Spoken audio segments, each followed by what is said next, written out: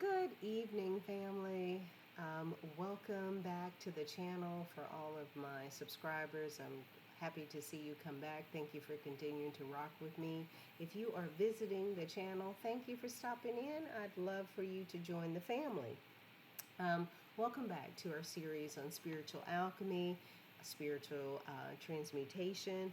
And this is where we have a very sacred space where transformation becomes truth. And we talk about how we can move the energies that are negative and low vibrational energies into something powerful, purposeful, and meaningful. I'm your host, the Empress, and today we're diving into that topic that every soul on a mission must eventually face: spiritual leadership. Many of you are already in a position of leadership and authority. You work in education, banking, all different areas. So if you would, please enter into the message below what your role is, how you categorize spiritual leadership, how you've encountered it, how do you use leadership in your day to day workplace. With spiritual leadership, you don't need a title, you don't need a team, you don't need a platform or anything to be a leader. You just need awareness and compassion and the courage to live in alignment with your truth, with your true self. Oftentimes, we feel unaligned or misaligned as leaders when we're trying to conform to societal beliefs of what leadership should look like, what we ought to be, how we should act, or you're conforming to the compelling desire to please others or to be liked by your team. Spiritual leadership isn't about being liked. It isn't about absolute power. It isn't even about power. It's about presence. Spiritual leadership isn't about power. It's about presence. It's not about control. It's about consciousness. I want you to think about that because oftentimes we think to be a strong leader, we think that being a strong leader means that we have to be powerful, we have to be feared, we have to be revered, all of those things. But it's about being present and being conscious, right? Your consciousness. Today we'll explore what it means to lead with light, to be calm in chaos, to have clarity when there's confusion, and also love, bringing love into the leadership aspect. What is spiritual leadership? Leadership in its highest form is service, of course, um, but spiritual leadership begins within. It's an internal alignment before it's ever an external action. It's an internal alignment before it's an external action. A spiritual leader listens more than they speak, of course. They lead through energy, not ego. And that's why it's often akin to charisma, inspiration. In order to inspire others, that means that there's something intrinsic or something inside of you that can motivate others to achieve more, do more, and become more. And so that's energy, right? And we're talking about transmutating energy, transforming energy. We've said that energy cannot be destroyed. Okay, it can be transformed. And so that's what spiritual leaders do. They transform the energy. They uplift rather than command, right? How many of you have worked in positions where it's all about power, authority, and control? And if you're going to do what I say when I say it, and how it made you feel in that moment. Spiritual leaders uphold vision when others only see limitation. And that's the ability to inspire, encourage, and motivate people to go beyond their circumstance, to buy into your long term strategy or plan. This kind of leadership doesn't just manage outcomes, it transforms atmospheres. And it's difficult. It's difficult. It can allow you to walk into a situation, become painfully aware of the morale, and then take the daunting task to shepherd the morale in the direction that it should go, into a positive direction. True leadership says, follow me, not because I'm above you, but follow me because I've learned to walk beside truth. Follow me not because I'm above you. Follow me because I've learned to walk beside truth. And that's what I implore for my team and also for my family. I have two sons that I lead, and I lead with love, and I lead with um, very limited authority, very collaborative partnerships with them. I am the leader, but I lead in a manner in which it's collaborative, in which they know that mom is saying and doing things for my betterment. She's moving me and inspiring me and modeling behaviors in front of me that says, hey, I've learned to walk beside truth. I know my mother walks with truth. And so I'm going to follow her as a leader. And then they look for those qualities in other leaders. Every spiritual leader has to face the fire of the ego. And I will gather that every spiritual leader has to face it on a day to day basis. We're going to explore the journey from ego to essence. Ego can have you questioning your authority, questioning how you lead, questioning if you are a leader, questioning why others aren't responding to your perception of authority or your title. Every spiritual leader faces that fire, the desire to be right, the desire to be seen, and the fear of being misunderstood, the overwhelming fear of being misunderstood.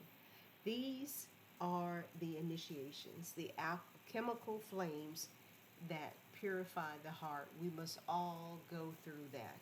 That is where the ego has to be transformed. Some people say the ego must die, but the ego must be transformed or shedded. Leadership asks, can you hold influence without attachment?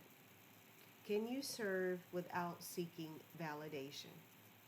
Can you stand firm in love even when others project their pain onto you?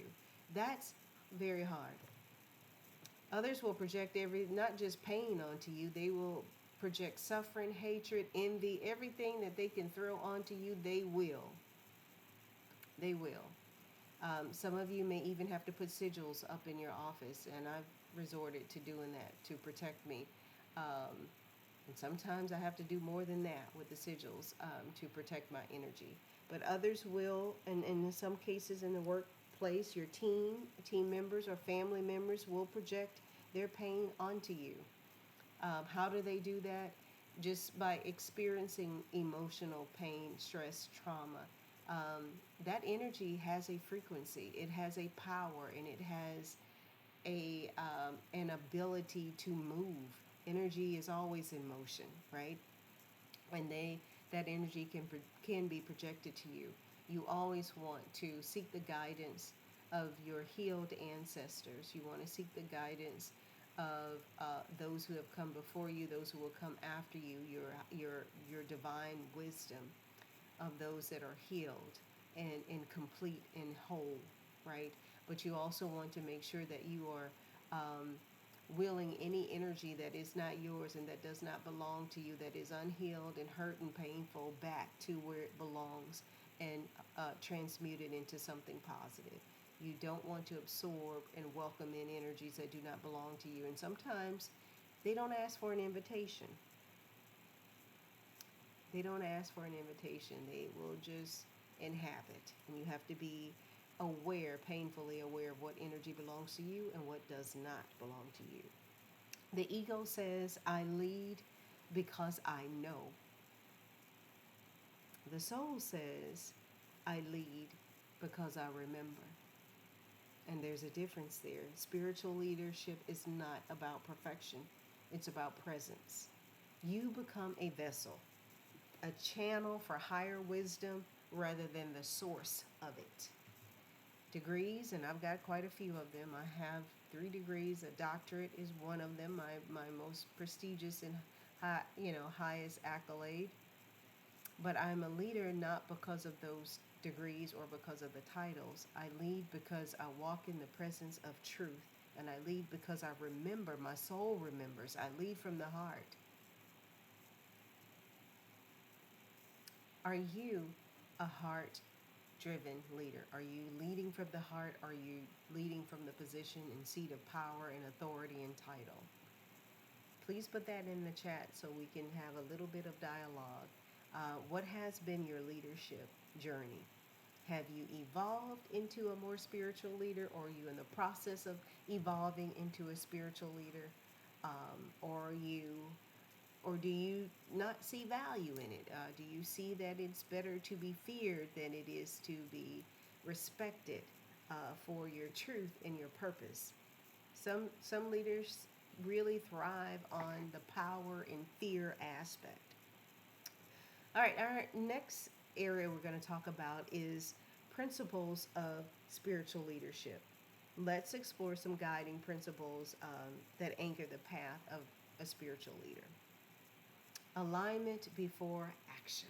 Alignment is very important. Before you lead others, align with your higher self, align with source, align with your ancestors, align with your purpose. You have to know what that is. You have to be aware of that. A clear channel carries clear guidance. If you know what your values are, your purpose is.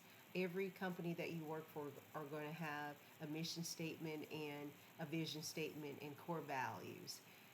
Determine whether or not your core values resonate with that company, and if that company is modeling those core values in the workplace, day to day, within their leadership structure. Start your day in silence and ask, what would love have me do today? What would love have me do today? Think about that. What would love have me do today? Charting your day with love allows the energies around you to navigate and move in a way that your heart chakra is aligned with your title, with your tasks, your to-do list, and your interactions and communications. The second step is to embody what you teach. You have to be an authentic, credible leader. You can't say you lead with love and you're the biggest hater on the premises or at your organization or business. Integrity is your most powerful transmission. Your energy teaches louder than your words. Your actions teach louder than your words. As we say with parents, all know this. Your kids don't do what you tell them to do always. They do what they see you do, right? You are modeling behaviors in front of them.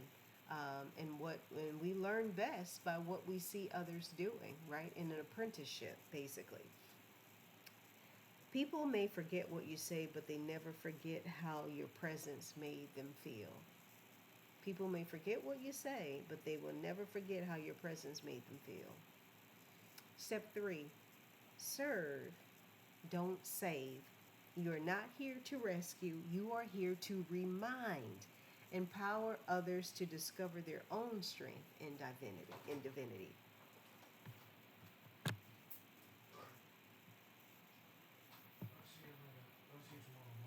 Have a good night, Caleb. Had to take a quick break. My baby boy Caleb came in to turn his phone in for the night. Anyway, let's see. Serve, don't save. You're not here to rescue everybody. You're here to remind them. Empower others to discover the divine within them. Empower others to discover their own strength in divinity. Spiritual leaders can exhaust themselves. You cannot pour into others when your tank is empty. We've said it a million times in a million different ways. So be sure that leaders empower and create more leaders. And so you are here to give the tools once you learn the tools, to give it freely away to others, okay? A true leader doesn't create followers. They create more leaders, and that's what it's about. When you give others tools, you empower them, you encourage and inspire them to do for others what you have done as a spiritual leader to them. Lead with compassion and boundaries. Very important. Lead with compassion and boundaries. Compassion without boundaries becomes martyrdom. Absolutely. Boundaries without compassion Boundaries without compassion become control. Spiritual leadership blends both love and clarity, coexisting with truth. And it's a very delicate balance. You, as you become and as you become better and step more into spiritual leadership, you will feel the throttle. You will feel also the imbalance if it should ever occur, where your team is too reliant upon you, or your family members are too reliant upon you for you to make decisions and for you to figure out things, and um, they're not growing in their sense of empowerment and in their leadership acumen. Every person you lead, teach, or encounter is an aspect of the one or the whole or the divine, or um, an aspect of someone seeking to become their highest self, right? Every person you lead or teach or encounter, regardless of what state you find them in, sometimes you will find them in a state of debauchery and, confusion and all of the other things.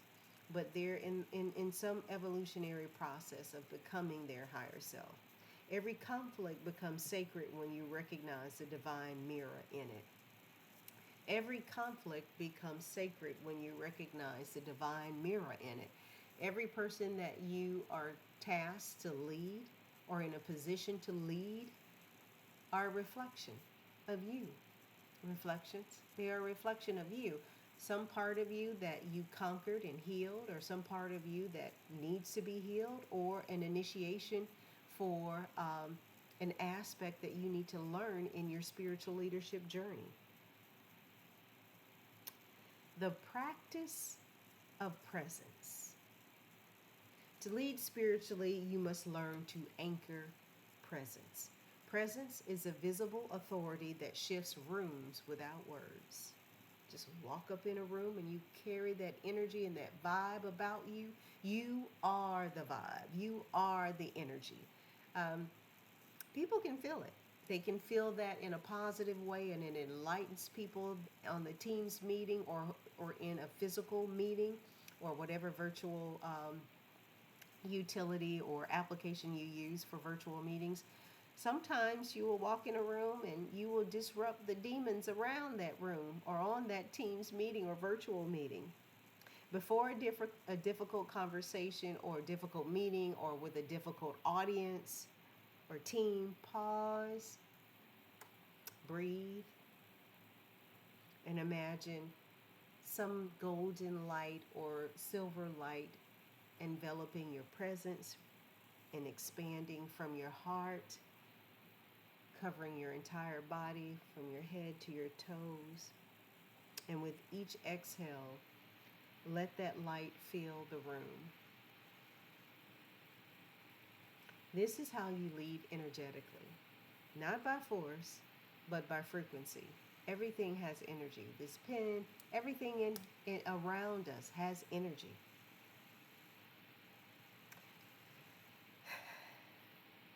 I want you to say, I lead not for power. I lead not for power, but from purpose. I lead not from power, but from purpose. All right, we're going to move into the challenges of spiritual leadership. Probably too many to list, but we're going to try to get the highlights tonight. The spiritual leader will often walk alone, family, for a season or for seasons. The spiritual leader will often walk alone. So if you're feeling alone in your journey, or where you stand in your spiritual leadership role, it's normal. Okay?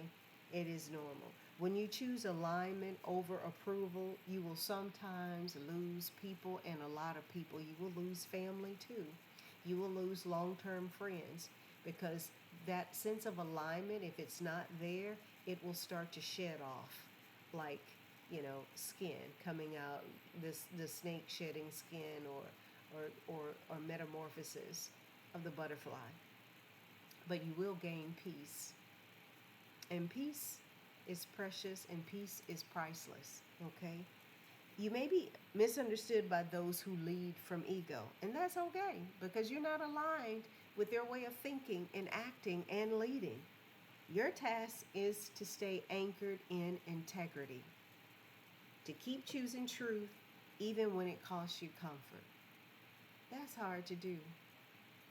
That's hard to do for some of us who are um, people pleasers or more concerned about approvals, more concerned about being liked. And in the workplace, it is sometimes a popularity contest. Sometimes it is a popularity contest when it really doesn't need to be or it shouldn't be. It's about, doing the most good for the most people. The summum bonum is what they call it. You're not here to be liked, you are here to be the light. Every challenge is an initiation. Every resistance is offering refinement. And every time you choose compassion over control, you rise in vibration. And so does everyone around you. Is it easy to do? No. Not without tools, effective tools, protection tools, a family, affirmations, understanding vibration and frequency, understanding that you are empowered, understanding that you can protect yourself with your mind and your consciousness. The light you lead with. Spiritual leadership is not a position, it's a posture. It's how you carry your soul through the world. I love the way that sounds. It's how you carry your soul through the world. When you walk into a room, people feel the frequency before they hear your words. So lead with peace. So lead with clarity. So lead with purpose. Lead with love. And I know it can be a challenge, but that's the initiation piece. That's how you refine your iron. That's how you alchemize your lead into gold. Because leadership at its highest level is remembering the light. Remembering that light is contagious and your light ignites others to shine. Remember that. No matter how difficult or challenging it may be to be a spiritual leader. Remember your purpose. Remember your sense of alignment. I want to thank you all for joining me today on this episode of Spiritual Alchemy, focusing on spiritual transmutation. I hope this message spoke to your soul. Share it with someone walking their spiritual leadership journey. As always, remember the true leader doesn't seek followers. They awaken leaders.